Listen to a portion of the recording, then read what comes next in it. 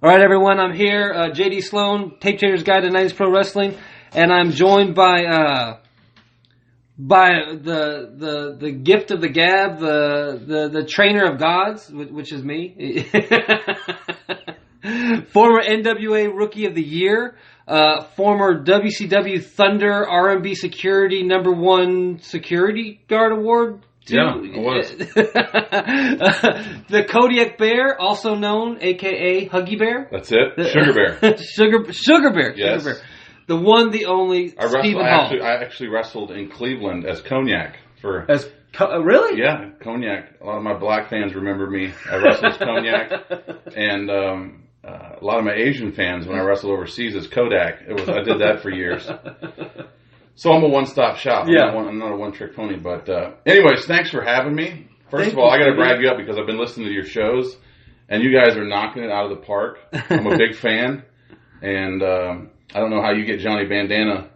I don't know if you Skype him from the Davidson County Correctional Facility or however you get him on the show, but he's doing great. And I love Johnny. You know what I mean? Like right. Everyone has that guy, and Johnny is fully deserving. I mean, he's a talented dude, but everyone has that dude that's like, man, you try so hard. Yeah. And you're always out there fighting him things and getting people to book them. And are you the one putting money on his commissary, or who's doing that? and no matter what you do, and Johnny's like, man, something always happens. Let me tell you, before we get started, when you and Johnny Bandana came out and started wrestling, me and Steve had the wrestling school, Mr. Dunn. I remember the first night I met Johnny Bandana, and I was driving on the way home with Steve, and I said, I don't think I'd let that guy walk my dog. I said, that guy is absolutely horrible. Yeah. And Steve says, let's just get some money out of him, and we'll send him down the road. But listen, I hope he's listening to this, because here's what I want to say. Steve would be so proud of him. Mm-hmm. Because I've watched his matches, and for the life of me, I don't know where he went after he left our ring. If he just worked hard, if he got other training, that's his story to tell. But man, the guy can work, and phenomenal athlete. He even put on size from the first time I seen him. And but aside of that, in the dressing room, I've partied with him and stuff. Humble. Big heart. Oh, yeah. That's why he hasn't gotten any further, because he's not a dick. You know what I'm saying? Mm-hmm. If he was a dick, we'd be watching him on pay-per-view. Oh, yeah. But the guy's too nice. Yeah. That's the problem. Yeah. And a good-looking kid. You know, if you cut off all those dreads and give him a good shave and now he's got tattoos all the way up his neck, Right. Well, but Johnny's the best. That's all there is to it. Johnny's the best. I want to thank you for having me. I have to say your green room is fabulous. Yeah. Very green in your green room. Yeah. Well, that's on purpose. Yeah. And you guys, all the stuff that I had in my rider. We take things literal. Yeah. You guys had everything in my dressing room that was supposed to be in there. Yeah. Well, we take those contract negotiations very seriously. Yeah. We want to make sure that the talent is happy. Yeah. You did good. I don't even know where you found that girl, but she's. I'd get her on payroll. She's cheap though. I gotta tell you that. So we might have her. Yeah. That's not Donaldson. I can promise you that. I've seen Donaldson. So Steve, you're one of my favorite people in the whole wide world. You and Mr. Dunn, Mr. Dahl. Are the two most important people in my life when it comes to professional wrestling and the opportunities that I got here, without a doubt, no question. Of course, Reno, I put him, up there also, and Reno can talk for himself. I don't. and Kenny. You got to have Reno in here. Yeah, I do. I do. I definitely want to bring Reno over here. But also Kenny and Chase. But, you and Steve, the two of you guys are the most important people. I'll never forget, and I don't know if I told this story on the podcast or not, the first time I ever met Steve Dahl. And I had only been living here for a short period of time, and USWA had just gone out of business, and they were doing Music City Wrestling at the fairgrounds. And Steve was the babyface, and Rex was the heel. And they were fresh off of WWE TV for maybe, 6-7 months, and Rex had just turned on Steve and everything. And so Stevie is out there, and the way Burt used to do Music City Wrestling is he'd have the separate dressing rooms, and the babyface dressing room had like a little barricade right there, so the baby faces could come out, talk to the fans, you know that whole deal. And so glad hand run from there. Yeah. You know, I was like 16 years old, and I had already seen a shoot interview on VHS. I had already seen that. So, you know, like, I thought, like, you know, I fucking know some stuff. I know some lingo, some terminology, you know what I mean? Like, you knew just enough to get you in trouble. Just enough, yeah. So Stevie's out, you know, he's out there, you know, shaking hands, kissing babies, you know, big smile, super baby face and everything. So I walk over to him, and, like, I start talking in some lingo, you know, and trying to, and he's just kind of like, you know, like, kind of looking at me. I'm a kid, so he's not giving me a hard time. And I go, so what would it take to get you to come and do a shoot interview? And I'll never forget, he fucking looked at me. He stared at me, didn't say anything. Just looked at me. That intimidated me and scared me so much that I just slowly, like on a parody movie, I just slowly backed away and got the fuck out of there. Yeah. Well, let me tell you, a lot of people don't know this story about me and Steve. The first time I met him, I'm at a production meeting. Because I knew Reno way before I knew Steve. I met Reno through Barry Horowitz, who was living in Springfield at the time. I was about 16 or 17, and he was a big country music fan, talking about Barry Horowitz. And he used to come watch my dad. And so Barry ended up, I got him a spot on the Joe Diffie pickup man, or whatever the name of the song was. If you watch that video, Barry Horowitz is in it, sitting on the back of a pickup truck, doing the pat on his back thing. Really? Yeah, so I actually went to my junior or senior prom with a leather zip-up tie that Barry Horowitz gave me because I didn't have a tie. He said, you can't go without a tie. And he gave me a tie that was on a zipper. That would zip up and down instead of a clip-on. I thought it was the coolest thing. So, long story short, I knew Barry. Barry introduced me to Reno. And, but Steve and Reno were putting together Main Event Championship Wrestling, which I think... Right, yes. You knew about. So I'm in on one of the first production meetings, and Steve has never met me. And I'm thinking the same thing as you. Like, I want to, like, you know, I know my shit. And I want to give my advice at what I think that they need to do. Well, I didn't know at the time. Steve was doing 90% of the editing and, you know, production stuff. And so Reno was the promoter and was getting all the sponsors and doing all that. Stevie was doing the work. Steve was in a studio somewhere. And, I mean, they're both hustling, but Reno knew the promotions, you know. If Reno's a phenomenal car salesman, Steve's in there painting them. You know what I mean? That's how it went down. So I'm at this meeting, and we're at Buffalo Billiards or whatever the little bar is. Maybe it's above. It's where Dick's. If you ever come to Nashville, for you that are out of town, there's a place downtown called Dick's Last Resort. Mm-hmm. Used to be known as Buffalo Billiards back in the day. Yeah. And above that place was a little bar. It's on 2nd Avenue. So I'm in there, it's lunchtime. And I'm like, I've got all the shit I want to say in my head. I've thought about it on the ride over there. And we get in there, and he sits down. And I don't even think he introduced himself. He just went right into talking to Reno about the show and somebody that had called or whatever. And he's like, you know, I think what we ought to do. And he was starting to talk about something that I had an idea for. And I go, well, let me ask you a question. And he just looks over at me like, you know, like Doc Holliday when he took that guy's job that was working the poker table, you know. And he goes, excuse me? I go, let me ask you a question. And I go, what do you think about, he goes, hold on a second. Let me ask you a question. And he goes, what do you think about shutting the hell up? And I was like, sounds like a great idea. I think that's what I'll do. And he's like, are you being a smart ass? And I'm like, fuck, man, this like I'm not getting out of this. Like, you know what I mean?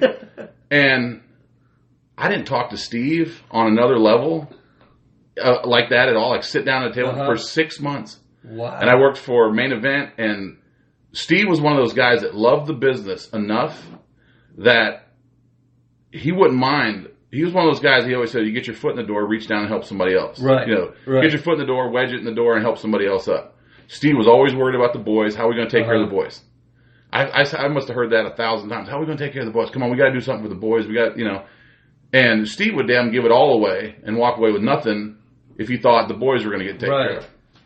And so, in that respect, I just thought, I just kind of like put it in the back of my mind, I just kind of gave up on the fact that I was ever going to be friends with that guy. Fast forward 5 years later, and he's working for my mom's real estate company, and we're making towns. We have a wrestling school together, and I'm at his house every day. And at the time, there was a lot of things going on in my life. I'd just gotten a divorce. It'd been 2 years since I talked to my dad, and I didn't know where I was going in the wrestling business. I didn't have really a character. I didn't have any really direction. And there was about 2 or 3 solid years that Steve was my go-to for everything. Right. Yeah. And what I take away from that relationship is in the wrestling business, there's a lot of zebras, a lot of young guys coming up, and there's a lot of fucking jackals. And in the wrestling business, it's almost so common to take advantage of somebody that you get to the point where you almost don't blame the jackals for eating up the zebras because it's just how it works. Right. And he had that opportunity 1,000 times. He could have, as bad as I wanted it, I would have given him anything he asked for. Right. And so looking back on it, he never did that. He protected me from those people and really cared. Yeah. I know when we started the wrestling school, it was, man, a lot of these kids come in there, they don't realize how hard it is. You can't turn them away. It's a business. Take their money, let them figure it out. Right. And it got to, Steve was only doing it about 2 weeks, and we were going, he ain't got no money, man, but fuck it. It doesn't matter. Just we're going to train him. He's a good kid. Well, yeah, when I told him it was back to taking care of the boys. Our wrestling school. Yeah. Wherever Steve's at tonight, listening in from the other side. The fucker cost us a lot of money because he cared so much about just training people that I'm like, hey, we still got to pay rent. We got to keep the lights on, And somehow, some way, that was always going to happen. Yeah. But he just couldn't see turning somebody away because they had everything, but they didn't have the money. Yeah. You know what I mean? To him, it was like, it's no difference. Somebody knocked on his door and said, I'm starving. Yeah. When I told him the story about the stare down of death, he laughed and he's like, at the time, this was, must have been 97, 98. He said, man, I know that kayfabe was being broken. He's like, but I just wasn't ready to give it up myself, you know, and because I told him the story and he laughed and everything, and I'll never forget we met at Ruby Tuesdays and Steve bought me a beer. Yeah. And it was me, you, and Steve. And he gave me, he had a WWE magazine that Well Done was on the cover of, and he gave it to me, a program, like an in-studio program. And he's like, man, I just brought you this, because I didn't know if you know who I was. And I was like, oh, well, I know everything. I'm a fucking tape trader. I know every wrestler there is. I was like, I know who the fuck you are. I would have called you if I didn't. And I'll never forget, I was going through the same thing. I was going through a separation of my son's mother, and and things were rough and everything. And you guys told me the deposit. I was like, oh, I got the deposit. I had the cash for the deposit. So I paid the deposit, but then, first week in, it's like, well, fuck. I don't have the dues every week, and so after about 3 or 4 weeks, I went to Stevie and I told him, and I said, and I remember I was like, I wasn't heartbroken about it or anything. I was like, look, I understand that this is a business, and I can't afford to do it. So maybe in a couple months I'll come back and at the time, remember my buddy Jeff was picking me up and driving me there. Yes. Cause I didn't even have a car, and sometimes my wife does. She's got 2. Yeah. and I used to bring my son with me. He was a baby, and I'd bring him in the gimmick, the deal that, he'd sit there and play while we'd train in the ring and stuff. And I was just like, man, I just don't have the money, I'm going to try and save up and blah, blah, blah, and he kind of looks at me and he's like, man, okay, this is what we're going to do. Anytime I call you, you have to come with me. If I tell you, be ready, be ready.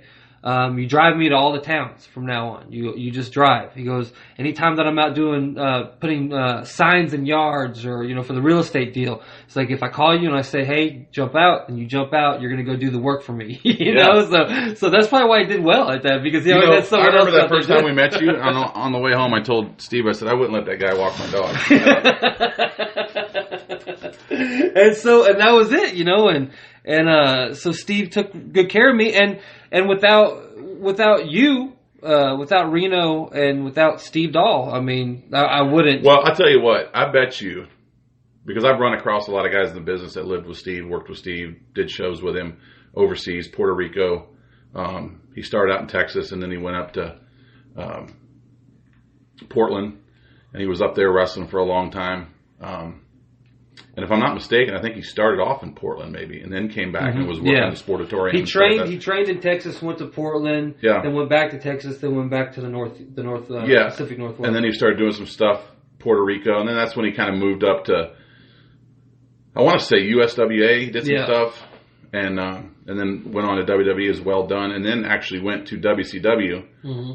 And a lot of people don't know, but the first night that Razor Ramon as Scott Hall on WCW, the match that he interrupted, climbed over the railing, was Steve Dunn and what's his name, Bo Beverly. Yeah. What the hell is I can't think of the name he was using, his real name. Yeah. But and so, you know, for Steve, like I say, all the places he's been, all the places he's went, we could sit here tonight and rattle off names of people, and I would go, man, nobody fucking wants to work with that guy. Uh-huh. Or, you know, that guy's such an asshole. Right. Or that guy's, you know, this. I have yet to run across the promoter, production people, talent, cameramen that have worked with him in the dressing room, promoters. I mean, I have yet to run across anybody that has anything bad to say about Steve. 100%. And that's tough. Yeah. I've been accepted into every locker room I've ever gone in because I was trained by Steve Dahl. Yeah. That's 100% and true. This is worth saying because I just talked to Reno about a week ago. And I've been thinking about it for the last 6 months, and it's been bugging me. And I talked to Reno about it, and he says, well, you know, he was very humble about it. But I told Reno, I said, listen, I've watched... they're inducting WrestleMania. They induct into the Wrestling Hall of Fame. Yeah. I almost said Country Music Hall of Fame, but Vince hasn't taken that over yet. That's right around the corner. But here's the way I look at it. So they induct every year into the WWE Hall of Fame. Uh-huh.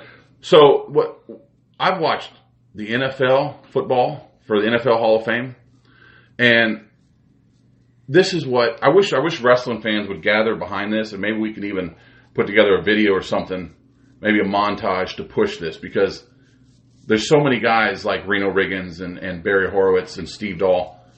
Yeah. Here's what bugs me. I sat and I told my wife the other night, I said, everybody knows who Neil Armstrong is, the first guy to walk on the moon. Yeah. A lot of people think he was Louis Armstrong's brother, but two different people. So Neil Armstrong walks on the moon. That guy makes the history books. He goes into the Aviation Hall of Fame, all that.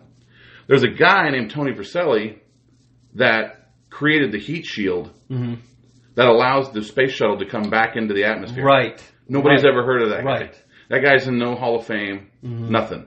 But without him, Neil Armstrong wouldn't walk on the moon. Yeah. So the wrestling fans get it. We're way beyond anything kayfabe, I believe. Yeah.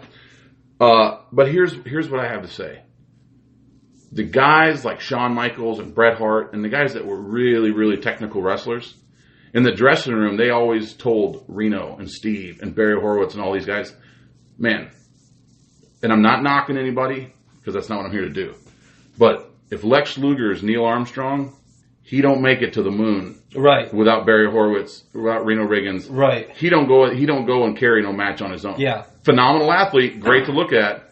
But Reno Riggins and Barry Horowitz and Steve Dahl and guys like that went in and worked him made him look like $1 million. Right. So to me, we're at the point in life as it comes to wrestling. Wrestling has evolved to the point, I believe, that if it's not just an honorable mention, if it's not held on a different day, a different ceremony for these guys, you can't tell me that the wrestling fans don't want to see Barry Horowitz or Reno Riggins. And you know what Reno said? When I told him this, he goes, well, man, I really appreciate that. He goes, it really means a lot to me. And I said, and he rattled off about 20 names I'd never even heard of. Right, sure. And I've been in the wrestling business. Yeah. And I'm thinking, I've never heard it. How unfortunate that those guys aren't being talked about and remembered. And here's the thing is, you look at NFL, Peyton Manning, quarterback, Hall of Fame. Right. there's got to be a room in there for Jeff Saturday, his center. Right. You know what I'm saying? If you're a basketball player, if you're a football player, if you're a baseball player, if you have talent, even if you don't have the Wheaties endorsements, even if you don't have the Nikes endorsements, if you're talented enough to be on a professional team, you're not only being paid correctly, but you're going to be remembered forever. You're going to have trading cards made of you. Right. And you're going to be the people that know the Anaheim Angels. They know every person on that team. Right. Every one of them they know the names of all of them. Yeah. And in wrestling, you could be literally one of the most talented performers, and you may only be remembered by a certain cross section of the fan base. You know. Well, and here's the thing: is Country Music Hall of Fame, George Jones, Willie Nelson, Johnny Cash. I can mention those names, and people just know exactly who you're talking about instantly. But they have. Right across the street, they have a musicians. Right. You know, Hoot Hester that played the fiddle on the Opry for years. Nobody knows who he is. Mm-hmm. On a mainstream. Sure. But he played on all these major tracks, on these major albums. Hoot Hester, he played on the Grand Ole Opry. Phenomenal. Backed up the biggest names. He's in the Musicians Hall of Fame. Rightfully so. George Jones saying He Stopped Loving Her Today. The guy that wrote that song, sorry to say, I don't know his name, but he's in a Songwriters Hall of Fame somewhere. Right. So they're still being remembered by their peers. So I think there needs to be some kind of call to action or a rally or a petition or something, because a lot of these guys, man, and here's what Reno said too. He goes, I know a lot of referees need to be in there. Yeah. He goes, I know a lot of referees that really, some of them bumped. He said a lot of them, man, there was two guys. Paul Morton. Eddie Marlin. Yeah. Two guys out there that couldn't carry a match, and the referees in the middle. These guys, bull riders. Yeah. They're in Bull Riding Hall of Fame. You look at guys like Donnie Gay, 13-time world champion. He's in the Bull Riding Hall of Fame. There's also a Hall of Fame, and it may be for the rodeo clown. Right, sure. Because, we came to see Donnie Gay ride a bull, but that rodeo clown's just saved his ass. Yeah. There's a Best Supporting Actor award. There you go. Yeah. That's the best way to say it right there. I agree. I definitely agree. And for some reason, it seems like, the Tennessee area and the guys that ran and not only that, but no, they weren't just guys that were out there making other guys look good on WWE and WCW TV. Yeah. They were guys that actually ran and worked the territories. They were journeymen. There were people that actually went from city to city, town to town, territory to territory, and lived for 2-3 years. Yeah. And worked. And then went to the next territory and lived and worked. And all those guys that you see. And Steve told me that for 28 years, his only job was being a professional wrestler. He paid his bills being a pro wrestler. His mother said that he was actually born with boots on. And a singlet. Wow. She said that's all he was here to do. Wow. I tried to get him in the real estate business. He graduated #1 in his class for the sheriff's department. There was nothing that he went to the real estate test is one of the hardest tests to take. He studied for it, went through his class, everything. He calls me up and says, "Hey, Junior, I'm on my way over to take my test. I'll call you when I'm done." I said, "All right." He goes, "I'm about to walk in." I said, "Okay." If I remember correctly, I went in and took a shit and come back out of the bathroom and was trying to get dressed, and the phone rang. And I seen it was Steve on the caller ID, and I thought, well, fuck, they must be closed, or they must have kicked him out, or something, He's like, "Hey, what are you doing?" I go, "Did you find the place? Are they closed?" He's like, "No, already been in and out. Passed the test." Like, the guy, he sat down with his sister, Jana, his biggest fan. And, Jana sat down with him one night. He said, I don't know what to do. I'm not wrestling, and that's all I know. That's all I know to do. And I want to tell this quick story, because if there's any guys out there, and I'm going to touch on one guy in a second, but if there's any guys out there that are finishing up their careers in the wrestling business, or maybe the wrestling business just never worked out for them, Jana told Steve something that really helped him. She said, "Steve, it's all I know to do." He said, "That's it. I'm a professional wrestler. That's what I was put on this earth to do." And she says, "Well, you can't do it anymore," which is hard for Steve. Yeah. And she sat down with him. I don't know if he got out a pen. He told the story. He said he got out a piece of paper, and she had him write down all the things it takes to be a professional wrestler. Booking your own flights, booking talent, booking rooms, promoting shows, calling advertisers, calling sponsors. And he wrote down about 30 things that he has to do from the concept, the conception of the idea of a show. Hey, we're going to run this show, to securing the building, to working with people and leasing this and renting this and doing that, all the way up until the bell rings and you actually have the show. All the things it takes to do that. And he sat there and she said, you know, there's a lot of places with a lot of businesses, with a lot of companies that want a person that can do all the things that you do. And it doesn't have to be wrestling. And I'm so proud, and I know he listens to your show, so that's why I'm bragging on him. But to have the kind of career that he had, and to taste the fame and that addiction to the applause and that pop and that high and that feeling it takes when you step out on the ramp that you can't explain to nobody. For Wolfie D, Warren Wolf, to have been as far down the road and to be on the big pay-per-views and to have wrestled all the greats, for him to be able to reinvent himself, and he is kicking ass. He's doing so well that you say car salesman, it almost doesn't sound right.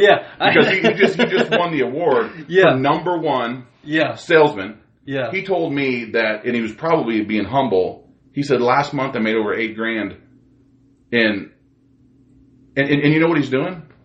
He's doing a sell job. He's using all the techniques. He's working the crowd. He's doing all this. And right down to the pictures of the sale. If you buy a car from Wolf, he'll let you put him in a wrestling hole. He uses all that to promote his new business. And I could not be prouder. Steve would be so proud of him. I know I've talked to so many people that are proud of him. And that right there needs to be showcased, because there's so many guys that have lost their lives because they were so far up the ladder and they felt the euphoria. You don't ever get it out of your system. I wrestled at my last match last year, September, 2 years ago. 2 years ago. Prior to that, I hadn't wrestled maybe 7 or 8 years, 9 years, 10 years. And here I am tonight, sitting here talking wrestling. Wrestling's like herpes. You know what I mean? It never goes away. You know what I'm saying? I told my wife I would never wrestle again. I'm way over here. I'm thinking, man, I kind of feel good. You know what I mean? Get back in shape or whatever. But for Wolf to reinvent himself, there's so many guys that were never able to do that. And God bless his soul. Steve tried and could have, but he just never could. I got him a gig as a real estate agent. And 2 days in, he's working for my mom's real estate company. He fires a client and cuts a promo on him over the phone.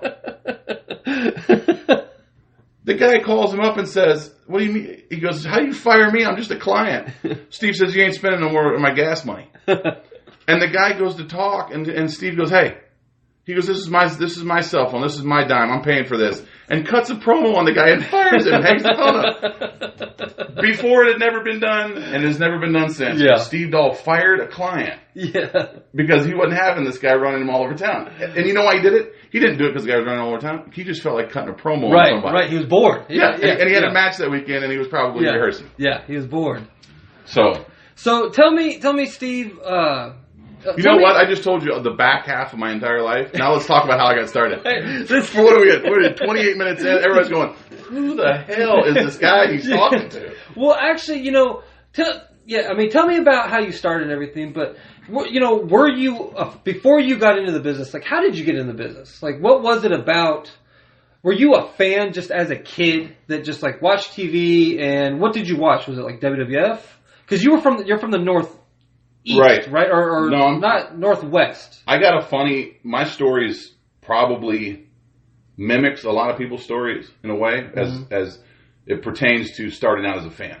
Was it AWA that you started? AWA. Okay. The first time I seen AWA was at the Brainerd High School auditorium, and Kurt was actually wrestling that night, Curt Hennig, and I was sitting in the crowd. My dad, let me give you the backstory. My dad had a little country band up in northern Minnesota, and he played up there 6 nights a week all over Minnesota, and wrestlers would come in and watch his show. The Road Warriors, Curt Hennig was a young kid, but he would come in with his dad as he in the later years before we came to Nashville, And my dad had a little character named Shotgun Red. He was a little puppet character that ended up on Hee Haw and Nashville Now and all that. Yep. And that's what brought us to Nashville. But when he was living up there in Minnesota, he'd go to all these nightclubs or whatever, and guys would come in after the show. So they knew my dad.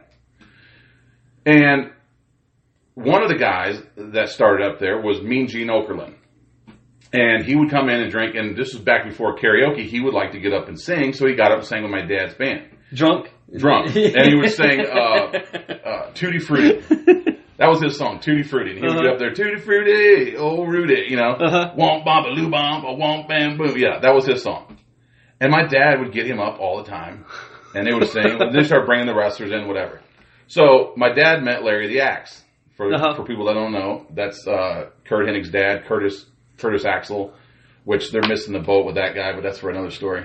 That guy needs to have long blonde hair and a singlet and come out as Mr. Perfection. Yeah. Better than perfect. He would be a phenomenal heel. It would put his dad's legacy over. All right, I'm not getting off on that. Anyways, so Larry the Axe and me and my dad are sitting in the front row. He got my dad tickets. We're down there. And somebody did something, and Larry the Axe jumped in the ring, cleared the ring, and then he called me and my dad up into the ring. He said, I want to introduce everybody to Steve Hall, Shotgun Red. He's a good friend of mine. He's here tonight. He's got his boy with him. He's like, come on up. My first introduction into the wrestling business, I'm following my dad up the stairs to get into the ring. Half of my elementary school is all there watching. I'm like, I'm going to be in the middle of the ring. This is going to be great, you know. I'm so pumped and so excited to get in the ring. I'm just like 6 inches from the back of my dad. He gets in the ring and he goes to step between the ropes and nails me in the head. Kicks me in the face in front of all my friends at the Brainerd High School auditorium. And so I knew then it was going to be a rough ride. But I met Larry the Axe. Then I later on met Curt. And that was when Curt and Ultimate Warrior were getting ready to face off SummerSlam. That was 86, 87. Maybe it wasn't even SummerSlam. Maybe it was something else. But it was Curt Hennig and the Ultimate Warrior. So it probably would have been... Or maybe it was Curt Hennig and Texas Tornado. Oh, okay, 90. Yeah. 90, 91. So it was all around then. So at that time, I'd have been like 9 or 10.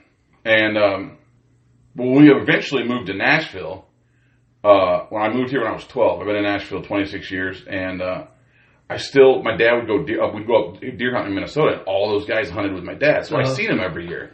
And I was always, one day to be a professional wrestler. And then when I was 16, 17, my dad was doing a show called Buckmasters. It was a hunting program. And those guys would come down there. Curt and those guys would come down and hunt as celebrity athletes because, at that time he was Intercontinental Champion for WWE, all that.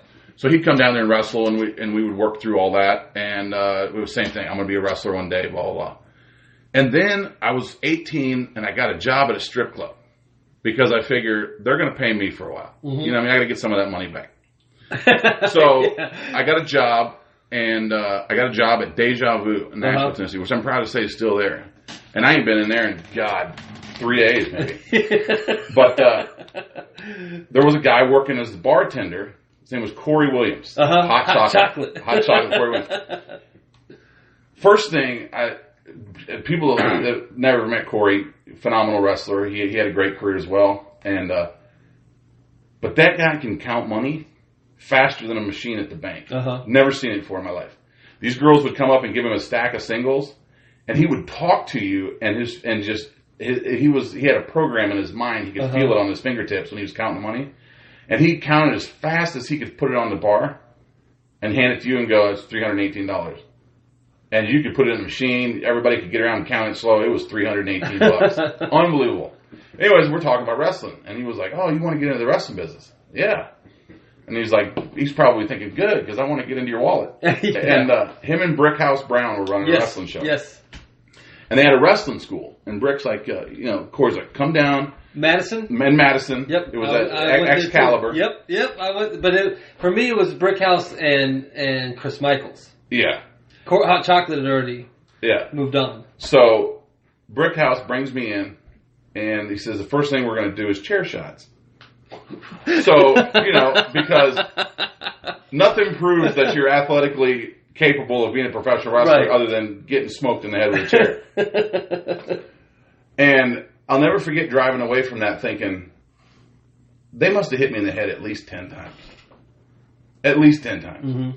I had knots on my head. probably light concussion. And I remember driving away going, I just paid for that. Yeah. I just had 2 guys hit me in the head 10 times with a steel chair as hard as they could. They said, yeah, you'll work. And I handed them $50 and walked out. and was scheduled to be back in 2 days and don't be late. You know what I mean? That's the rest of the business. Yeah. So I trained with those guys for about another week. And then I thought, I can't. I'm looking out of one eye. And I run across a guy named Bobby Horn, who was Mo, men on a mission. He had a wrestling show. He was doing Southern Extreme. Southern Extreme Wrestling. Yeah. And so this has always been it was good because it got me in with a lot of people that knew my dad. But I went and trained one day with Bobby Horn. One day. I had probably had 4 other trainings prior to that. One of them was 10 days, or 10 shots to the head. And the other 3 were just random, whatever. But my dad had a band. And his band had stage equipment. And that stage equipment had speakers and trusses and lighting. Yeah. And I trained one night with Bobby Horn, and he goes, man, kid, you're ready. Which translates to, I'm ready for speakers and trusses at my next show. Yeah. And being a young kid and not understanding the business and not understanding paying your dues and all that, I had grown up in the entertainment business. I knew all these wrestlers. I was good friends with all these people. And later on in life, they even straightened me out to what paying dues was all about. Right. But I got into the wrestling business because I could talk on the mic, I was charismatic, I could sell tickets because I knew so many people in Nashville. And there were so many guys that were paying dues at the time that were 10 times better at wrestling than I was. Immediately, I was the odd man out. Right. Because it's like, I've been busting my ass for 6 months. I can wrestle circles around you, and they're putting you the strap on you tonight because you got trusty and speakers in your shit. Yeah. I get it now. Sure. But back then I thought... And I mean, what are you supposed to do, honestly? And you know, the idea, like, are you supposed to say no? Yeah. This thing that I want so bad, this thing that I've always wanted for so long, you're willing to give it to me. Am I supposed to sit back and say, no, I suck and I don't want it? Right, because in all honesty... There's not another man in the dressing room that had an issue with me. That if put in the same situation would have said, "Oh hell no, I'm happy setting the ring up for another year." Yeah, exactly. So I went through that stage, and that was what 1999, 2000. Yeah, 99, 2000, and then I ran across. If that just sounded weird, that wasn't me smoking weed, by the way. I don't know if that come across. Like, if it come across that I was smoking weed, I wasn't. So, if you can hear that, because it's highly technical sound equipment we have. Yes. I was holding in a burp. So I ran through all that, and I ran into Reno Riggins, Neil Hargrove, and I ran into guys like Dutch Mantell. And I ran eventually into guys like Steve Dahl. And I always felt like, which was fine. I'm happy with the life that I got. And I can still enjoy wrestling as a fan now. It's tough when you're in the business, it's tough to enjoy it as a fan because you're so jaded. But I ran into guys like Reno Riggins, and they humbled me really quick to what you think you know, you don't. Reno was the guy that taught me, you know, to be humble with the veterans. He was the one that instilled in me, they'll teach you everything you know, not everything they know. So don't think that, you know, you're going to get out there and get cocky because they'll, you know, get a hold of you real quick. And so I went through that part of my wrestling career, but I always felt like the damage had been done. Right. I had already... You were not to be above someone else, but you were upper echelon already. You were higher on the card, and that's where you wanted to be. You didn't want to go pay your dues because you already didn't have to. Right. Yeah. So in a lot of people's minds, you know, there was the feeling of you got it too fast. Right. But in my mind, and when you're 19, it's like, no, I got it because I'm phenomenal on the microphone. Right. And I know all these guys. and I've been through the entertainment business. I was on stage with my dad. I was doing television for TNN, all that. When I was 5. Right. So I'd been around it and been on stage and been a part of it since I was 5. So when I got to 18, where I started in the wrestling business, I hadn't been in the wrestling business very long, but I've been in the entertainment business my entire life. Mm-hmm. So it didn't translate with a lot of guys. Right. And you got your opportunity with WCW really quickly too, right?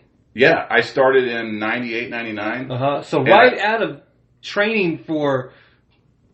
I trained 5 trainings. Let me put it this way: I trained on a Friday with Bobby Horn, and on Saturday night I beat him. Yeah. So you're moving through Southern Extreme Wrestling pretty quick, and you're meeting Steve Dahl and Reno, and you're meeting these guys. And did you help them with the production of Main Event? Did you work? I did. Did you work Main Event? I did. I worked one night. Okay, but you were backstage. Main Event had such great talent. Holy shit, man! That's one of those things, and I wish Reno would have kept all of his tapes, because I have so much trouble finding it. Well, trouble. The names that he had on there, it was like a WWE Raw. Yeah. He had Yokozuna and the Head Shrinkers and the Bushwhackers, Tatanka, Steve and Tommy Rogers, PG-13 and. Tommy Rogers and the Pitbulls from ECW. It was awesome. Unbelievable. Dutch was doing commentary. And he's fucking Dutch and Les Thatcher. Yeah. Those two alone, just to have them sitting in on meetings and shit, the knowledge. Sure. They sweat the knowledge. You could just walk up to Les Thatcher and just rub up against him, and immediately you're a better wrestler by about 7%. Yeah. And that's one of those shows that most people, I guarantee you, the 100 people or so that's going to listen to this, they've never seen it. And it's so phenomenal. hard to find. The production, everything. They had that camera. I don't know what it's called. The one that they sit on a crane. Yeah. They can go over the top. The boom camera. Just everything they were sponsored by Hooters. Yeah. It was amazing. That was good shit. When I was a kid, I taped it all. Dude, I taped all that shit. Quick story about them is I was in charge of the pyro one night. And I had pyro hooked up on the front of the stage. And Reno and Steve, they said, don't do pyro for anybody but us. They were like, we want the pyro. I'm like, all right, I can do that. Tennessee Vols, right? So they come out. It was the first taping. It was like they would do 2 tapings each night. Or on the weekend at Sports Arena. And they came out and I touched I'm sitting by a car battery. That was our budget. And I had all the pyro lined up, and I'm going to hit it. It's those big sprays like Goldberg's got, right? And I'm sitting by this car battery with the wires ready to touch it off. Well, the battery had been sitting on the concrete the entire day where I had it set up. Anybody knows anything about batteries knows if you put it on the concrete sucks the juice out of it. So I'm trying to touch it off, and they're trying to stand there, and they're kind of looking at me out of the side of their eye like, where's the pyro? And Steve looks back at me like, guess there's no pyro. And they go down the ramp. Well, I send somebody to AutoZone to get me a battery. And I call my old man. I'm like, hey, man, he goes, you can't set it on the concrete. You got to put something underneath it. Set it on a block, something. Well, I never got back to them that I've now got a battery and I'm going to touch the pyro off. So they go out. So they come out of the curtain. Because they were doing what, like 4 shows per tape? Yeah. So they come out and they stop at the top of the ramp and I touch this pyro off. And they both are trying to do their Tennessee Vols, thing. But they're like scared the shit out of them. Steve's like, holy shit, So they had to edit that out because they looked so bad coming out and standing in the pyro hits and it scared the shit out of both of them. So that was the end of my production. I was in charge of taking tickets or something. But So how'd you get to WCW? So WCW. I'm wrestling for Burt Prentiss, who's a local promoter, has been for years here in Nashville. And quick side note about Burt Prentiss, which if you know Burt Prentiss, there's a gazillion side notes. Yeah. Oh, yeah. But the guy has got... We're back to the zebra and the jackals, right? Yeah. The guy is a promoter that, to me, has gotten a bad rap over the years. Not because he hasn't gotten a bad rap. He's gotten a bad rap because he cares about him and his show and his money and his promotion. And most of the boys care about themselves. You see what I'm saying? Yeah. So it's either eat or be eaten. Well, Bert's awesome if Bert's helping him get a contract. But it's eat or be eaten, right? Right. But I have a side note, a quick story. when I first started in the wrestling business, after I met Corey, and I'd been in the wrestling business about 3 or 4 months, Burt was shooting wrestling over at Coleman Studios here in Nashville. And I went to wrestle for that company. And Burt, who's a huge country music fan, he's over at the Opry. He knows a lot of the Opry stars. He's managed a lot of them. He's good friends with Tanya Tucker and people like that. And he knew my dad. He knew Shotgun Red. He knew him from Hee Haw and TNN and all that. And he was a big fan. So he sits down and has a meeting with my dad. Now, for all the stories that you'll hear about Burt promoting shows and what he has or hasn't done, I'm going to say this one thing. Because if I say anything else, he'll kill me. But I'll say this. My dad sat in a meeting with him and wanted to get involved in the wrestling business. He had seen me bounce around from company to company, and he thought, the Jarretts and a lot of people, the dad stepped in and ran the promotion and promoted their son. And that's what my dad wanted to do for me. Larry the Axe did it for Curt. You can just go on a list of guys. Right. I will say this about Burt Prentiss that a lot of people don't know. My dad sat in an office at Coleman Studios and had a check for $150,000. And Burt says, well, what are we talking about? He says, well, I want to buy into your company. And he says, I want to, be part of this. And he says, how much of this is about your son making it? Right. And my dad said, well, obviously a lot of it. Like, I want to promote my son. I want to make sure that, he's not, he goes, I don't want to buy his way in. But if I can, promote the company and we can do bigger shows and better shows and my son's a part of that, I think organically he'll do good. Right. And everybody I've told the story to, it blows their mind. But Burt Prentiss sat there in that meeting and he told my dad, he says, I'll tell you what, your kid works hard and puts in the effort, he'll make it organically anyway. Right. And he says, I don't want your money. I don't know what Burt was thinking that day. I don't know if that was even Burt. That might have been somebody else. But to his credit, for whatever reason, he never took the money. Wow. And he never asked nothing of my dad. He didn't say, bring your production and your equipment over here and set it up. I was never in any title matches. He never put me over, never did anything special for me. Right. I've gotten empty envelopes from him, where he said, hey man, there just wasn't no money. I said, well, save the money on the damn envelope. Don't hand me an empty envelope, But, and there's crazy stories. I'm not saying Burt Prentiss is Jesus Christ, but what I'm saying is, in that moment, he could have taken a check, cashed it, and been like, peace. Yeah. Don't know why he didn't, but he didn't. So, wow. It's a strange story, but to his credit, a lot of people don't know that about him. He was promoting wrestling when he was like 5.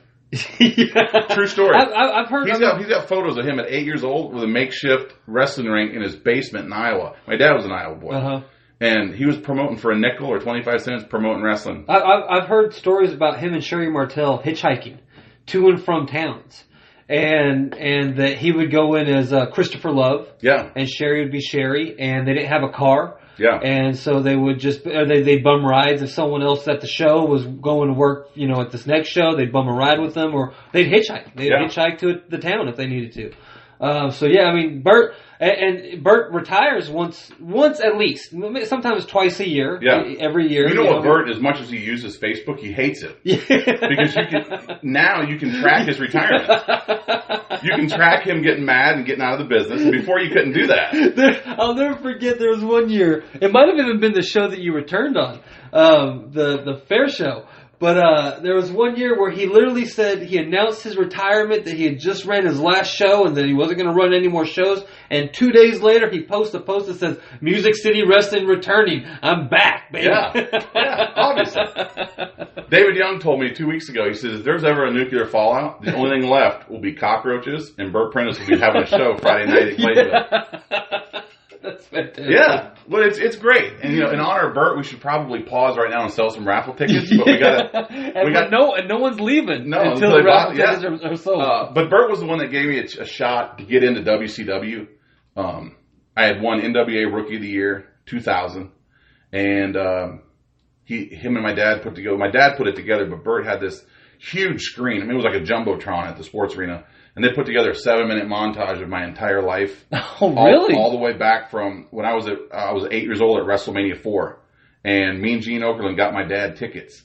And we sat. If you watch the video, when Hogan comes down and stops and looks around, I'm standing there with my dad. And I'm sitting with Sugar Ray Leonard and his kids at watching WrestleMania 4. And, but they put this huge montage together, my kind of like, you know, here's your life type thing. And showed all my early wrestling stuff.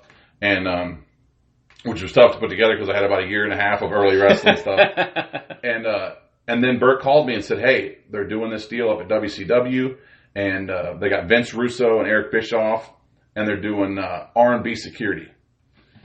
Then he goes, I'm sending a lot of guys up there, and, you know, I think we can use you. Mm-hmm. So I went up there, and I was, you know, 6 or 8 weeks I was up there.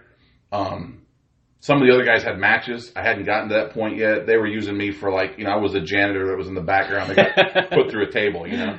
Now, who were some of the guys that you went up there? Because I love the cast of characters that when I was going up there, R&B security. When I was going up there, it was Colorado Kid, Air Paris, Corey Williams, Shane Eaton. There was a guy that was wrestling with Corey. He was an Australian guy. Ashley Hudson. Phenomenal talent, man.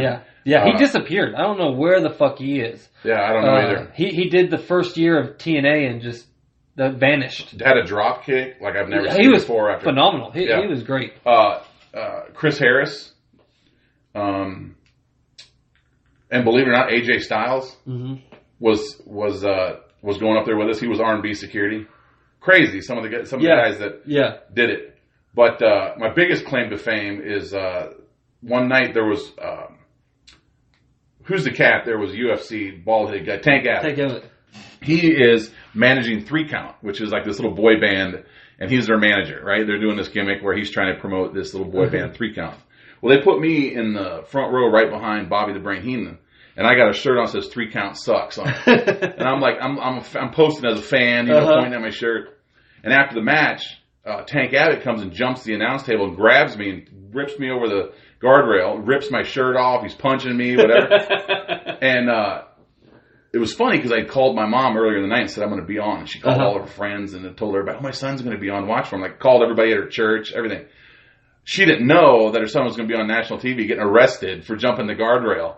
Cops dragged me off. They handcuffed me, slammed me into the ring. Which I look back on it now and go, he pulled me over the rail. Yeah. Why am I getting arrested? And they took me to the back. And they took me, I was like, after we broke the curtain, you know, most people that know the business, usually, hey man, good job, great job. Yeah. You know, everybody's kind of, you know, if you worked with somebody, hey man, thanks a lot, whatever. And I'm not feeling any of that vibe. And I'm still handcuffed and I'm still walking like down the hallway with these cops. And I'm thinking, man, they're really in the character. This is, you know, man, they're putting it, you know. Right. Back door opens and there's a cop car. And they start putting me in the cop car. Well, Jimmy Hart, who was calling that whole angle, he comes running out. He's like, whoa, guys. He's like, he's with us. It's cool. And I look at the one police officer and I go, just exactly what was I getting arrested for? And the guy goes, I don't know, man. They just told us to run down there and they just told us to run down there and arrest you. So I did some more work with WCW and I actually, right before they went to Australia, they were booked to go to Australia. They either went to Australia or it was right before they went. Yeah, I think they did. WWE must have been right afterwards. WWE bought them. And then there was a lot of talk about us working the same angle with WWE. And Burt got me in some house shows for WWE. And I was wrestling that. Everybody knows him now as TNA's Abyss, but he was wrestling as Prince Justice back then. Yeah. So I worked him a lot and stuff, which is a phenomenal wrestler, and he taught me a lot of things. And then that just never materialized. And for a lot of us, it was like, what do we do now? We're back to, Nashville. You know, 40 people at Columbia next Friday night, right? And we were just in front of 30,000 at the Pepsi Arena. Well, real quick, let's jump back a little bit and kind of talk about, I want to talk about your feud with Jeff Daniels. Jeff the Crippler Daniels. You guys had a fan bring the weapons match, right? A strap match, which the strap match was one of your best matches, was it not? I mean, that was a phenomenal match. Yeah, because it looked like I was really scared to get you guys beat the living shit out of each other. Man, and you know what? That was the first time that whole Attitude Era was kind of changing. There was heel fans. Like back in the day, if you're in a strap match and you're the babyface and they throw you to the outside, you're good to go. You can hang out there and have a Coke, right? Yeah. And they 5 minutes into the match, Jeff throws me out, and I'm standing on the outside just hanging out, And this woman, man, she must have been like 70 years old. She come across the back of my shoulders and my neck with her belt, one of those thin little, purse strap belts. And it hurt, man. It was just it was the worst. But I can't sell it. So I just spin around who are you, And as I'm spinning around to be like, who are you? She's coming at me with a gun, gets me across the chest. And I'm like, hey, I'm trying not to sell it. But I'm like, I got to get back in the ring. This woman's just whooping me, 7-year-old woman. Right. And, but yeah, man, we did that match. We did a Russian chain match. And then we worked a big angle with 747 there, one-man gang. He came and Jeff held me down. He splashed me 2 or 3 times. And those guys, those type of guys, man, I was in heaven because I was such a fan being out there working with them, And we did a deal where a couple deals where we went all around the arena and stuff up off the balcony, and yeah, we had a blast with it, man. It kind of got weird, and I don't know if Jeff would admit it now, but looking back, I was always told don't wrestle for a company where the promoter is one of the wrestlers. Right. And in that scenario, Mike Porter was the promoter. But Jeff was the booker. Jeff was the booker, and Jeff was writing the shows. Yeah. And I would dare anybody to go back and see any footage of Jeff doing anything for anybody but Jeff. Right. You know what I'm saying? Yeah. And so I love him to death, and he really helped me out. But there was a ceiling that I was not going to get past. Right. And to me in the wrestling business, I'm 6'3", 280. Jeff's 5'8", $190. Right. You know what I'm saying? At some point, 10 years older. 10 years older, I'm way better looking. Yeah. But to me, it gets to a point where you go, we got to get neck and neck in this. Yeah. But he was writing the TV, and so. But again, it was a living for him. He paid all of his dues. Right. Jeff had been down to Louisiana. Jeff had wrestled the big names. Yeah. So. Looking back on it, I feel that way now. But if I'm Jeff Daniels and I've got 25 years in the business and here comes this kid that's been in it 2 years. Right. I'm at the point in my career where I'm writing the checks to myself. Right. I ain't got time to, you know what I'm saying? So I'll give him a nod there and say I kind of get it. And you guys are wrestling 3-4 days a week at that time, right? I mean. Yeah, we were wrestling in Nashville. On Saturdays? On Saturdays. We wrestled in Columbia, the Grand Slam. I would do Memphis in the mornings. They brought that back. God, that was 2000, 2001. And they were doing a shock and awe gimmick with it was during the Desert Storm or whatever, and they were doing shock and awe with a tag team. Spellbinder, Dale. I can't remember Dale's last name, but super nice guy. And then they had this British guy, so he was the American, and there was the British guy, and they were just. Man, I remember they just 7 minutes, 8 minutes of just completely pounding me, busted lip, everything. And I walk in the back, and Jimmy Hart was back there. He's like, man, thank you so much. He was like, great job. He's like, you're welcome back here anytime. And I go, man, I just got my ass kicked for 10 minutes. He's like, I know, but you look really good doing it. Del Rio. Del Rio, yeah. Del Rio. Yeah, he was the spellbinder. Yeah, he was the guy. If you needed to get, well, he was the guy. Let's say. But yeah, so yeah, it was, but that was the kind of, and here's the thing, and I hate to say it, because it's not the promoter's fault. It's the marketing dollar. Everybody's felt the riff. Look, WWE don't charge $34 a month for pay-per-views no more. Yeah. If you sign up for $9 a month, you can watch a pay-per-view. Yeah. The entertainment dollar is just not there. When I got into the wrestling business, the low man on the pole was making $75, $80. Right. Sometimes $100 if you're wrestling out of town. You can sell your gimmicks, all that. I know guys now that are going to wrestling shows that are not getting paid at all. Yeah. And the main event guys are like $25, $40. Sell your own merch, whatever. And there's people, and I'm not defending the wrestling promoters, but there's people that go, man, they need to pay the boys. And I go, look, I see these guys that are starting these wrestling companies, and they'll put $30,000 into a event in a sports arena. Right. And they'll have Bret Hart there. They'll have Ric Flair. And I'm not knocking any of these guys. I don't even know them. but I know math. And I know you can put $30,000 into an event and have anybody you want there. Right. But after you run all your advertisement, your months of banging up and down the road trying to get sponsors, trying to secure the building, the insurance, paying all the boys, buying airplane tickets, doing all that, most of the time they break even. If not, it costs them to play. It costs them to play promoter. Right.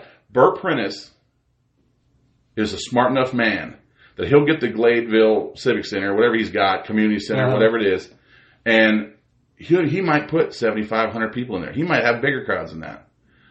But no, not but listen, but you take 75 and 100 people at $10 a pop. Let's say you have a great night and you have 100 people. That's $1,000. Let's say you got $150 to $200 in talent. You just walk. And he's selling. He owns the concession. Owns the concession. He owns the gimmicks. Everything. Yeah. Let's say he walks away with $800 to $1,200 in his pocket, and it cost him $250 to play promoter. Right. This guy put $30,000 in. All of his friends thought it was cool because Bret Hart showed up. Yep. But he walked away owing somebody for $7,000, and he's selling his car next Wednesday to try to catch it. You know what I'm saying? Oh, I do. I've been side to side with that very situation. Yeah. So I totally know that. So Burt taught me a lot of that kind of stuff, and after doing WCW, I got into that's where I met Steve. From WCW to TNA, which I eventually worked for, there was about I say worked for. I worked for him for 6 minutes, and I was there. Yeah, and I saw it, and it was before I knew you. Well, so and then when I got around Steve and I got around Reno, then it was like, man, my eyes were opened up. I could really, and I started working with Steve, and we had the wrestling school together. And he says, "Where do you want to go? Like, where do you want to go?" And I said to him, I said, "Man, I just want to be a professional wrestler." He said, "Well, you've already done that."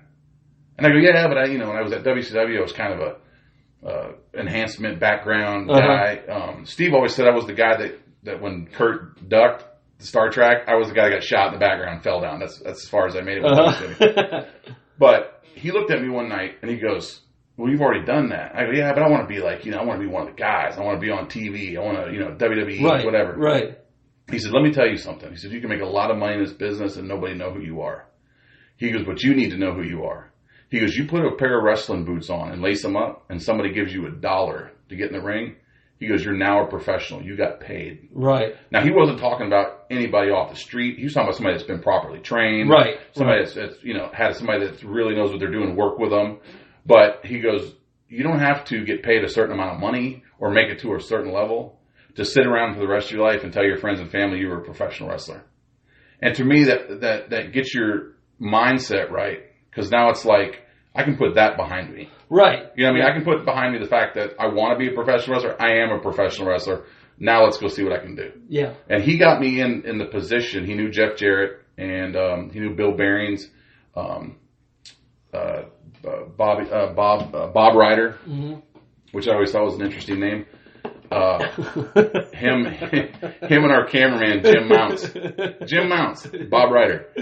I'm not going to get into it, but I always thought it was interesting. But anyway, so they got me a spot with TNA.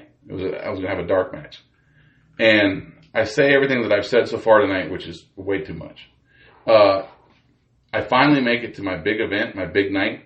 I'm going to be on this TNA pay-per-view. I'm finally getting to do what I want to do. I'm not the guy in the background. Yeah. Right? And that night, ironically, Curt Hennig, who I've got pictures of him holding me when I'm 6 on his hip, and his dad, Larry the Axe. Curt Hennig's there. Paul Bear, William Mooney, he's there. And he was a huge inspiration when I started in the wrestling business. Another one that loved my dad, came to all my dad's shows. His biggest idol was George Jones. And my parents got him backstage to meet George Jones, and he wrote in WWE Magazine, "I can die tomorrow because I've met George Jones. I finally got to do what I wanted to do." So when I met him, he was like, "Stevie, if I can help you do anything, you guys, your parents have always been great, let me know." So Curt Hennig's there. The Road Warriors, who used to come in and watch my dad play, they're there that night. Paul Bear's there that night. Dusty's there. They're all there. Yeah. And it's like, they're all rooting for me. And I'm in the locker room with them, and they're like, "Man, you're going to kick the show off tonight." And Steve Dahl's there. Everybody. I'm like, this couldn't be better. And Teenage Justin is there. Yeah.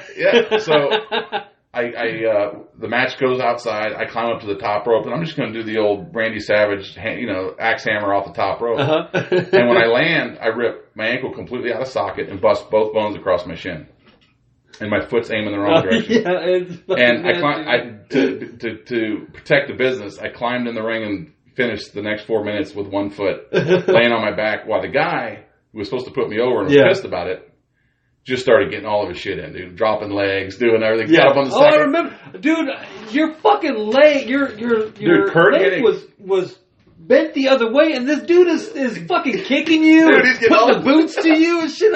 I'm in the crowd like, whoa, that's not okay, man. Dude, Curt Hennig took his bag and put it out in the parking lot. Oh, really? When he got in the back, I don't know where he got dressed, but Curt said, you're not That coming. was the dude, his name was Chaos. Kenny Chaos. Never seen him again, ever. Yeah, I never did either. Yeah, you're right. One of Brian Lee's boys, Brian Lee trained. Oh, Kenny Chaos. Yeah, so, and that was all about the chaos. But anyways, here's what's weird. So all those guys were there that night, right? Uh-huh. I went and had an x-ray done on my foot, or my ankle. And I told my dad, I'm laying in the hospital. The show's still going on across town. Uh-huh. And I told my dad, I said, I want you to take this x-ray back and show Jeff and Steve Dahl and all those guys. I said, they gave me this opportunity. And I want them to know I didn't leave with a sprained ankle or puss out. Uh-huh. And he goes, well, I don't think anybody thinks that your foot was aiming in the wrong direction. You know? I said, take it back there. He took it back there, and he had it autographed. And on that x-ray, Hawk from the Road Warriors autographed it. Paul Bear autographed it. William Mooney, Paul Bear. Here's what it came down to. It was Hawk, Paul Bear, Mr. Perfect, and Chris Candido. Uh-huh. All I can tell you is if anybody ever asks you to sign their fucking x-ray, don't do it. Because within 2 years, every person that had signed that x-ray was dead. Oh, man. It's all your fault. It's all my fault. It's all your fault. Steve killed territories. I just killed individual wrestlers. But, and then, Steve, he had a couple matches with him. He was trying to get something going. It was later in his career. Fast forward, Reno starts Showtime Wrestling. I met a lot of guys, Paul Adams, David Young. Some of those guys that were wrestling for TNA were also wrestling for Reno. Yeah. And, but, it was a great time for me. And I do stand-up comedy now, which I got a big show coming up in June. And I'm going to have you promote it. That's nice. I'm not asking you to promote it. Yeah. You owe me for gym dues. So anytime I call you, you need to drop whatever you're doing. But, fair enough. but for me, here's what I know about the wrestling business is I don't know anything about the wrestling business. Yeah. Yeah. Most people will tell you can't do that. And then somebody goes out and does it and it's the norm. Or somebody will tell you, well, it's always been done this way. And somebody goes out and does it different and it doesn't work. And they go, see, told you. The wrestling business is always evolving. It's always something new, something different. I've been told by all the veterans, everything's already been done once. But then you see something, you go, that's never been done. You know? And then you see something where you go, that's been done 1,000 times, but that guy's doing it really well. Right. Yeah. You know? Yeah. So that's why, man, and I said at the top of the hour, I dig what you're doing here because I know you guys talk and showcase a lot of the new guys. I listened in, I think one of your first or second podcasts, you had LT Falk on. And I don't know why, man, but I see that kid and I go, what's missing here? Right. There's got to be something that I'm not seeing because that kid was born to do nothing but wrestle. That's it. And he's phenomenal. Yeah. And he reminds me of old school wrestling that I used to watch over at Pricetown, USA and all these different places. And I go, man, he gets the crowd going the same way. Yeah. He gets the chants going. He comes in, whether he's a heel or babyface, and he works it old school. Yeah. And I go, I just know one day he's going to be in AJ Styles where I'm going to look back and go, man, I knew that kid when he was just at the fairgrounds. You know? Yeah, everyone deserves recognition. Yeah. I mean, and everyone deserves, people deserve to know about Steve and Reno and LT and you and Hot Chocolate Corey Williams. And one of the things that I hope by talking to you, talking to LT, talking to all these different people is that people that are listening to this, they're going to hear these names or these promotions or these time periods, and they're going to say, "Well, let me go check this out. Let me go check this guy out," and that just helps the whole industry. It's funny that I even got into wrestling because I remember my parents saying when I was like 6 months old, they thought for sure porn. But they're like, God damn, man, we have to roll it up. Yeah, like I remember as a kid tucking it in my socks so I could run around and play with the other kids.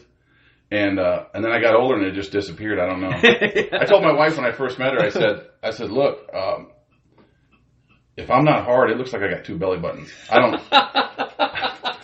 want to scare you, or you just walk out of the room and never come back. But just know what you're dealing with. Right. Some guys leave their Lamborghini in the driveway, and somebody's pulling the garage. And they got to pull it in and out of the garage. That's all it is. I figure if people were willing to listen to this far, they deserve to get a good joke. Yeah.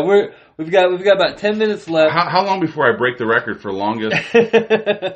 We've got about 10 minutes left, and then Johnny was supposed to be here, but Johnny's Johnny, and so he obviously probably got arrested. He probably got arrested. Listen, is he still with the same girl? Can we ask? Yeah. They have a little baby girl. Yeah, a little cute. No, not her. The other girl he was messing with. Well, since he's not here, you can say whatever. Yeah. Well, you know what I'm talking about, the one with the weird eye. No, but hey, listen. I want to. You call me anytime. Mm-hmm. I want to help you with this. I want to help promote it. I want to help get it out there. And I told you I listened to your first one, and I really mean this. I bragged on Johnny Bandana earlier, and I've talked about some different guys. The knowledge that you have about the business doesn't come from anything other than your passion for the business and your love for the business and your love for the intricacies of how things work and the production side and promotion side. And I've seen you go everywhere from setting rings up to starting your own company with WrestleTopia. I've seen you wrestle. I've seen you work matches or just ring work with Steve. Everything you set your mind to, you really honestly do a hell of a good job at it. And this is no different. I heard you. I've done radio. I've done stand-up. You guys got something here. So I really want to see how far it can go. And I hope the guys that come out and do your show appreciate what you're doing for them. And I hope they help promote it because, man, you can get all the stories from all the different places, but it's generic. You know what I mean? Mm-hmm. And I feel like listening to your program, I've been in the business. Right. And there's some stories I don't know. Right. And you really drag those out of people. Yeah. And so if there's people out there that are listening to this and you really want to get further than the curtain, this is the show. Well, thank you, Steve. Yeah. Thank you so much, man. I really appreciate that. So, for anyone that's listening, they have an opportunity now to look you up. So it is Stephen Hall on Facebook. And same thing with Johnny. I think I got my own. I'm Instagram now. My kids say Facebook's for old people. Yeah, and my kids do Snapchat. Yeah, and I don't give two shits. I told my daughter, Snapchat. I don't know about Snapchat. I don't care nothing about Snapchat. But everyone should friend request Kodiak Hall Instagram. Kodiak Hall. That's right. Find me on Instagram. Don't friend request me on Facebook because Instagram. Everyone should I've send got you a message. Pending. Just message after message after message. Just odd. You ever get odd, strange messages on Facebook? I always get from spam bots. No, I always get maybe it is spam bot. I always get the hot chick that's got that only wants you. That's got 2 friends, and it's me and David Young, and they just. I'll tell you the weirdest one I got. This is crazy. So I start this new Instagram, and because I wanted to do one that was just my comedy, and so I got crazy pictures of my family and my kids, a lot of stuff I talk about during my show. And this lady, or maybe some fat guy in a trailer house in Iowa posing as a hot chick, which is fine with me as long as I don't see those photos. They hit me up with a message, and they said, "I'm so jealous of you and your daughter's relationship. You look like you and your kids have a great time together and whatever." She goes, "I wish me and my dad had that." Dude, what do you say to that? You know what I mean? You don't, hey, thanks. I don't want to just blow her off because it sounds like, she's having a rough time, right? Right. Long story short, she was getting into the fact that she has fantasies about her dad and I shouldn't be surprised if my kid does too. Wow. That's heavy shit. And I said, excuse me? Please tell me you're a fat guy in a trailer house in Iowa right now. That's some heavy shit right there. Yeah, and I just said, I don't know where you're looking for love, but maybe it shouldn't be anybody you're related to. It's okay if you think your dad's handsome, good-looking guy. One day he's going to walk you down the aisle. Right. Other than that, you shouldn't. After he walks you down the aisle, he don't need to be in the honeymoon. Right. With, you know what I mean? Like, and it was I thought, this social media, this whole world is like, here I am posting stuff with my wife, my kids. Never seen that angle. Yeah. Never thought, I'll get this guy's information by telling him, I have fantasies about my dad, and don't be surprised if your kid does it. What the hell? I don't even want to write jokes about that. What do you do with that? I said, and here's what's crazy. Facebook? Yeah. How is ISIS and people like this on Facebook? How are they not blocked? I got a buddy of mine that posted a dick pic. Uh-huh. Yes. Dude. That's it. Immediately they threw him off. Dude. Instantly. Right away. Yeah. No dick pics at all. You can't do it. But yeah, so find me on Instagram. I do comedy. My wife right now is working for Pickler and Ben. And after hearing this interview, they probably don't want me promoting them, but they do a phenomenal job. Kelly Pickler is amazing. Ben Aaron, he's from New York. He's down here. He's doing an awesome job. And you know what? You never get out of the wrestling business. They're taping over at Skyway Studios. Yep. Same place Impact Wrestling does a lot of their taping and editing and stuff. Yep. And I just ran into Jeff Jarrett 2 weeks ago. Talked to him. Congratulations. Hall of Famer? And he ain't there yet. You know what I mean? Vince could get pissed. But looks like he's going to be. And man, I sent him a text message. And he just texted back, thanks. Yeah. I'm like, that's Jeff, but he's probably got everybody on the planet texting him. Yeah. But yeah, so I know you never get away. Well, you got to come back. You got to come back with Johnny, and maybe what we'll do is the next time you come over, we'll do a review show of an event, and we'll watch an event and everything, and we'll do it with you and Johnny, and then also we need to have you come over and call David Young. Yeah. And just the two of you, I just want to record the two of you have a normal everyday conversation. Yeah. Well, it might be normal to us. And next show that I come on, I'm going to give you some of the good stuff. Okay. This is a teaser. Okay. I was pretty easy tonight. Okay. I was pretty tame. I let a lot of people off the hook. I got a lot of the whole ongoing things. Quentin Charisma. Yeah. We're doing a thing where we're just going month by month of his career. LT Falk, I'm going to have him come back and do another one. Yeah. I got some stories about wrestling promoters that had bodies in their garage. Yeah. Oh, yeah. We're going to get into it. Yeah. Sexual assault. Yeah. By 19-year-olds. You know what? My attorney will have to talk to you about that, but those kind of stories, that's what people want to hear. Oh yeah. Okay, so we will go ahead and plan. This will be our WrestleMania, the next one. So we will plan this at the end of March. That's it. Okay, and this will be the Tape Trader Guide to 90 Pro Wrestling WrestleMania. I'll run it by my parole officer, and if we can, same one as Johnny's? It is. Yes. You and Johnny share? Yes. We have our attorney, Dewey Cheatham and Howe, law offices. Thank you so much for having me, and my if friend. I have to go pick Johnny up next time. I'm not rushing you, but you fed me so much beer. I got to piss. Yeah, I know. Where's the bathroom? I got to. All right, well, love you, America. I'm going to go take a piss. All right, everyone. That was my close friend, Steve Hall. I appreciate him stopping by and spending the last hour with us. I thought it was a great interview. We're going to have Steve Hall back sometime in the next couple of weeks and hopefully Johnny will be here as well. So I appreciate all the people that have spent the time listening to this episode, and hopefully you enjoyed it as much as I had. I enjoyed having Steve here. And just always remember that tape trading in the 90s was fucking awesome.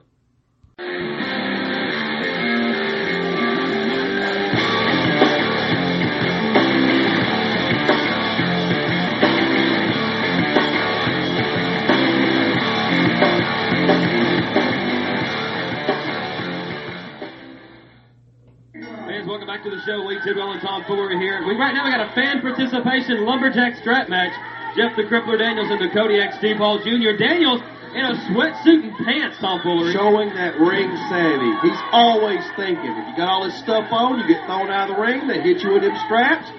Is it going to hurt? I don't think so. And think about what we just saw. New World Tag Team Champions with Air Paris and Rob Williams defeating Bad Attitude. Paris with a leg drop off the top of a 15-foot ladder. And now we've got a triple threat match signed for Christmas Chaos next Friday. Mike Porter, Burt Prentiss, and Bill Behrens. And then Christmas Chaos, Paris and Williams, what we consider and is the NWA World Tag Team Champions, taking on Bad Attitude in a World Tag Team Champion ladder match. Well, they sent Bad Attitude back to Georgia for the time being with a bad taste in their mouth, Lee Tidwell. Oh, isn't that the truth? And Behrens, Bad Attitude, Nick Nitrous, everybody, Laz, everybody. Oh, look, Daniels is that's what Smart Daniels is. That didn't hurt him. He's laughing at him. Everybody from Georgia's really hot about this, but it was a fair match. And from my vantage point, it was a very fair match. I mean, Michaels and Young purposely tried to hurt those boys, and they got their just desserts. I mean, just because the NWA head referee was knocked out doesn't mean Burt Prentiss can't slide in and make the count. Well, they're going to cry about that. As you saw, they were talking to Bill Behrens on the phone, or so we think, and they were already crying about it, so who knows? Now back to the ring to Kodiak Steve Hall Jr. working on Jeff the Crippler Daniels, trying to pull that sweater off his face. Now he takes not an evening gown, man. Outside. Oh, Daniels now sliding back in, says, "Nope, I'm not going out there." He kicked to the side there, forward to the back by the Kodiak Steve Hall Jr. Just rips the pants off of Jeff Daniels. Daniels now going to the outside. His pants now with leather strap. Going to wear him out. He slides back up into the ring. Hey, speaking of Christmas Chaos, let's look at the official card for Christmas Chaos right now. Well, back to the match here. Jeff Daniels in control of the Kodiak Steve Hall Jr. Big night tonight in Columbia. The return of the Wild Boys to the Grand Slam. Oh, Ben and Steve have been away for a while, but Grand Slam's going to be happy to see those boys back. And what about this? In the main event, one half of the new NWA World Tag Team Champions, Air Paris, and one of the best wrestlers here in the NWA, Lonnie Lane, teaming up to take on King Justice and Big Boy Douglas with Nick Nitrous. And anytime you got Nick Nitrous in there, it's always exciting. And Ronnie B.A. Brown in 2 Fault for sure. Taking on LA Player and Superfly Pete. And look who the referee is. Mike Porter. We're being counted 3 this time. But the big card is this Friday, Fairgrounds Christmas Chaos 2000. 2 title matches, a ladder match, a cage match, not a cage match, a chain match, a 3-way dance. A little bit for everybody. I mean, where else in Nashville have you seen 2 world title matches along with a Russian chains match? A last man standing match. A 3-way dance worth the price of admission alone. Bill Behrens and Mike Porter and Burt Prentiss. Whoa. Fat and fatter as Bill Behrens called him. Well, let's see how he takes it when it falls on top of him and comes crashing down. If Bill stood and then Porter and then Burt, they looked like the number 100. You're on your own there, brother. Jeff Daniels in complete control here of the Kodiak Steve Hall Jr. A fan participation lumberjack strap match. These two will meet at Christmas Chaos in a Russian chain match. A 15-foot steel chain has to weigh, 70, 80 pounds. Both of these men connected to it. There is no getting away. I guess the Crippler feels that even though this was a lumberjack match, that Hall still managed to run away from it. So now he can't run away. The semi-main event for the NWA World Tag Team Championship. It's in a ladder match. Air Paris and Rob Williams, the new World Tag Team Champions, taking on Rick Michaels and David Young, Bad Attitude, the former champions. Nick Nitrous will be in their corner. He seems to be aligning with Georgia. Yeah, well, he's in, he likes the money, I think. Bill Behrens got him in his back pocket. Have you noticed that Dominic looks better and better every day? Sure do. In the main event, a world title match, Mike Rapata to take on the NWA World Heavyweight Champion, Sabu. The Maniac Sabu. I mean, I don't envy Mike Rapata at all. We're going to show you a little later on in the show just what started this heated rivalry, this feud between Sabu and Mike Rapata. See, Jeff Daniels can't wait to get in that chain match. Till you wrap that around his fist and wear Steve Hall's head out over and over and over again. Hall now whips Daniels into the ropes, comes off big backdrop. Daniels landing on his hip there. Slim Shady's the referee here. Also, fans, Tuesday, January 9th, 2001, Dixon County, Charlotte, Tennessee, the Charlotte Middle School NWA Worldwide Meter. Wait a minute. Jim Big Daddy Ryder's now in the ring. Disqualification bells ringing everywhere here as he has now attacked the Kodiak Steve Hall. I didn't see the lumberjack swinging straps at him. Who won it? 747. Big splash there, Big Daddy on the Kodiak. Here he goes back for it again. He's going to try to break a rib here. Dominique. I don't see Miss Daisy running there either. I don't think Miss Daisy wants to mess with Jim Big Daddy Ryder. Oh, man. He's going to be a greasy spot in the middle of the ring if somebody don't come out here. He's going to smash his guts out. That's what he's going to do. And Slim Shady ain't helping either. He's just standing there. At least he's standing up, dropping the elbow there. Is Jeff the Crippler Daniels.